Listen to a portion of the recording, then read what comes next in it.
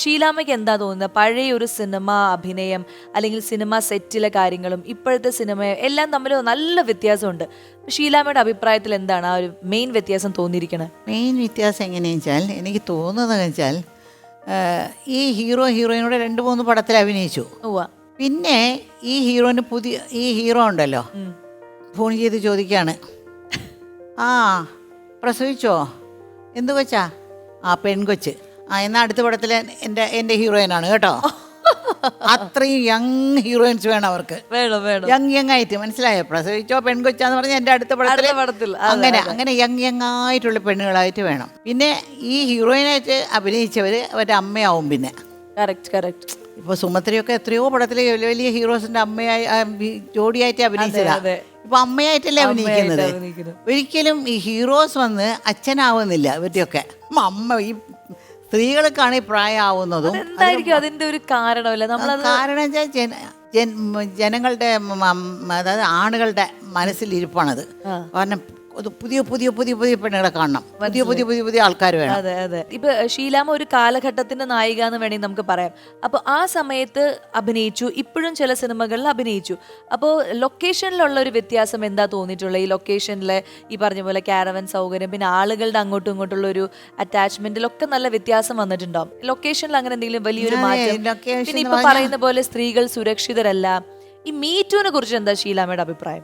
നല്ലൊരു കാര്യമാണ് മീറ്റു എന്ന് പറയുന്നത്. പെണ്ണുങ്ങൾക്ക് എവിടെയോ നമ്മളെ വന്ന് നമ്മുടെ എല്ലാ കുറവുകളും അല്ലെങ്കിൽ നമ്മളെപ്പറ്റി ഒരു പ്രശ്നങ്ങളും സങ്കടങ്ങളും പറയാൻ ഒരു സ്ഥലമുള്ളത്, WW ഇതൊക്കെ ഉള്ളത് പറയാൻ ഒരു സ്ഥലമുള്ളത് വളരെ നല്ലതാണ്.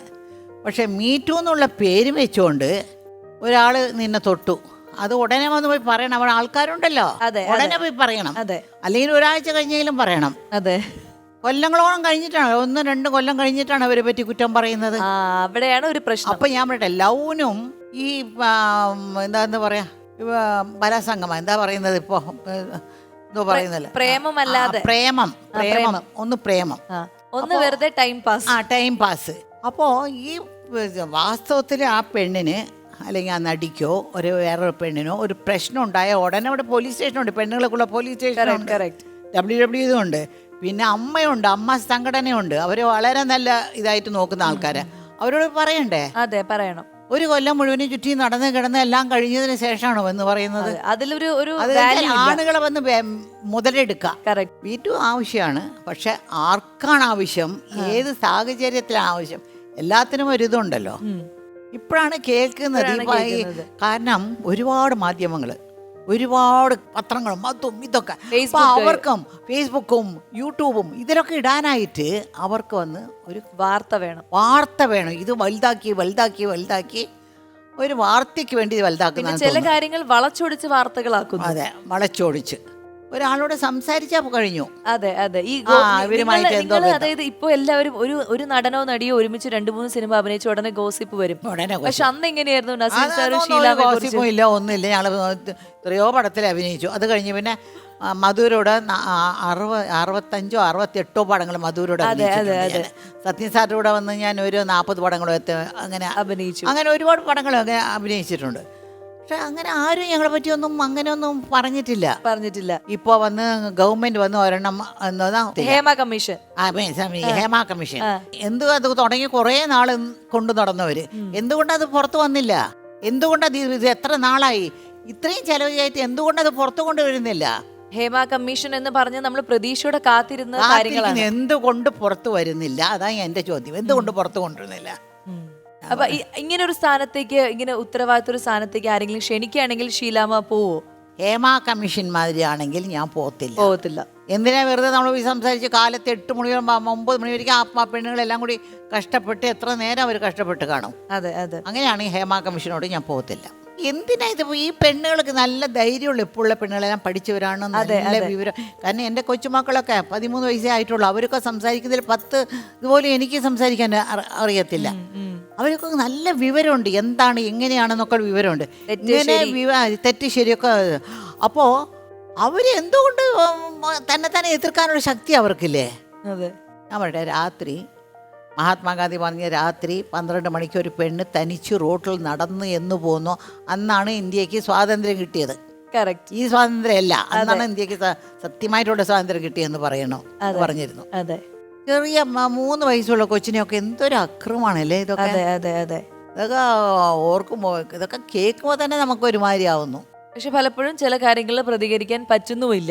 അപ്പോൾ ആ പിള്ളേർക്കൊക്കെ ഉണ്ട് അങ്ങനെ ചെയ്യുന്നവരുമാരെ ഉടനെ വിളിച്ചുകൊണ്ട് വന്ന് എന്താണ് നിങ്ങളുടെ ഇതിനുള്ള സാക്ഷി വേണം എന്ന് വെച്ചാൽ ഈ 3 വയസ്സ് കൊച്ചിനെ ഇങ്ങനെ ആക്കിയതിൻ്റെ ആ കൊച്ചിനെ അറിയാമോ പറയാനായിട്ട്, അവിടെ വെച്ച് തന്നെ ഉടനെ ഷൂട്ട് ചെയ്ത് കൊല്ലണം അവന്മാരെ. എൻകൗണ്ടർ ചെയ്യണം. കാരണം നമ്മുടെ ദുബായിലൊക്കെ ഇങ്ങനെ ഇത്രയും കുറ്റങ്ങളുണ്ടോ? ഇല്ല. അവരുടെ ശിക്ഷ കൂടുതലാണ്. ഇവിടെ ശിക്ഷ കൊണ്ടുപോയി വിട്ടാലും കൂടെ അവനൊരു മന്ത്രിയുടെ മകനോ അല്ലെങ്കിൽ വലിയൊരു VIP മകനാണെങ്കിൽ അവന് വരാം, പുറത്ത് വരാം. അല്ലെങ്കിൽ എന്താ 14 കൊല്ലം ജീവിതം ഇത് കഴിഞ്ഞുകൊണ്ട് പുറത്ത് വന്ന് അവന് ഇഷ്ടത്തിന് നടക്കാം.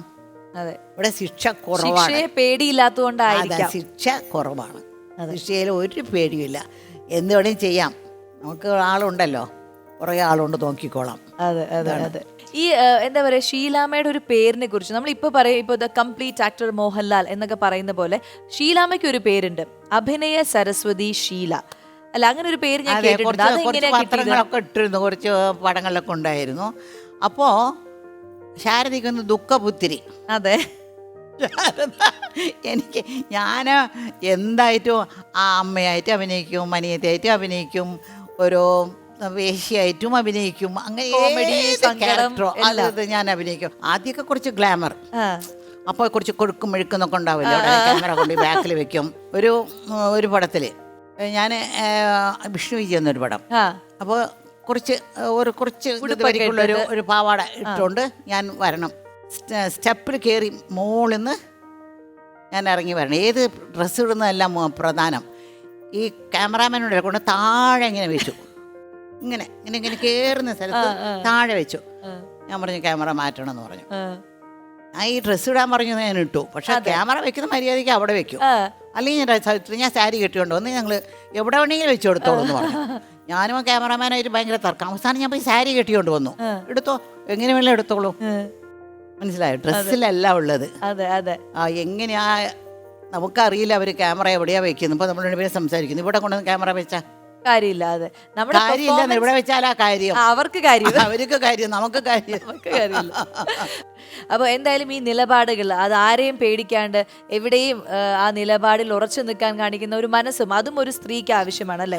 കല, കായികം, അതിലൊക്കെ അപ്പുറത്ത് ഇങ്ങനെയുള്ളൊരു മനസ്സ് അല്ലെങ്കിൽ ഒരു ശക്തിയുടെ ഒരു ശബ്ദം ഉയർത്താൻ സാധിക്കുന്നത് വലിയൊരു കാര്യമാണ്. അപ്പോൾ അതുകൊണ്ടാണ് ഞങ്ങളുടെ ഈ ഒരു ചെറിയ ചോദ്യത്തിനും ഇത്ര സ്ട്രോങ് ആയിട്ടൊരു ആൻസർ പറഞ്ഞത്. അപ്പോൾ അതുകൊണ്ട് തന്നെ നമ്മളെല്ലാവരും പറഞ്ഞ പോലെ ധീര വനിതയെ കൂടിയാണ് ഷീലാമ്മ.